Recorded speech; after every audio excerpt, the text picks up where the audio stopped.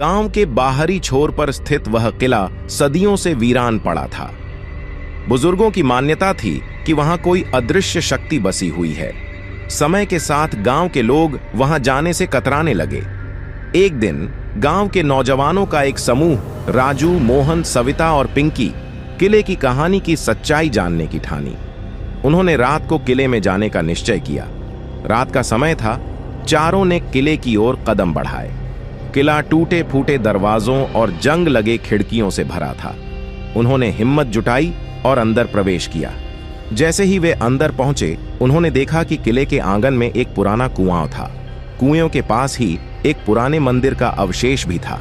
अचानक कुएं से एक ठंडी हवा का झोंका आया और उनके रोंगटे खड़े हो गए। सविता ने कहा, यहां कुछ तो है, हमें वापस चलना चाहिए। लेकिन राजू ने जोर देकर कहा, हम डरने नहीं आए हैं, हमें देखना होगा कि यहां क्या है। जैसे ही वे आगे बढ़े, उन्होंने देखा कि मंदिर के भीतर एक पुरानी मूर्ति थी जिसकी आंखें अजीब तरह से चमक रही थीं। मोहन ने जैसे ही मूर्ति को छुआ, एक जोरदार चीख गूंज उठी। सबने मुड़कर देखा तो उन्हें लगा कि वे मंदिर के अंदर नहीं बल्कि एक अजीबोगरीब दुनिया में आ गए हैं। वहां काले कपड़ों में लिपटे हुए प्रेतात्माओं का झुंड था जो उनकी ओर बढ़ रहा था। पिंकी ने डर के मारे चीखते हुए कहा, भगवान के लिए हमें यहां से बाहर निकालो।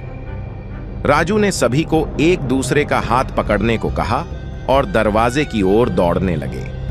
लेकिन दरवाजे के पास पहुंचते ही वे समझ गए कि दरवाजा तो खुद ही बंद हो चुका है।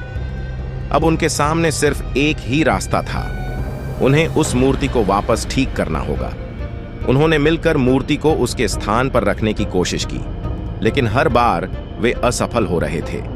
तभी सविता को याद आया कि उसकी दादी ने एक बार कहा था, प्रेतात्माओं को शांत करने का एक ही तरीका है, उनके सामने दीप जलाकर प्रार्थना करना। उन्होंने जल्दी से मंदिर में पड़े दियों को जलाया और मूर्ति के सामने रख दिया। प्रार्थना करते ही मंदिर में एक तेज रोशनी फैली और प्रेतात्माएं गायब हो गईं। अचानक दरवाजा खुद ब खुद खुल गया और वे चारों बाहर भाग निकले।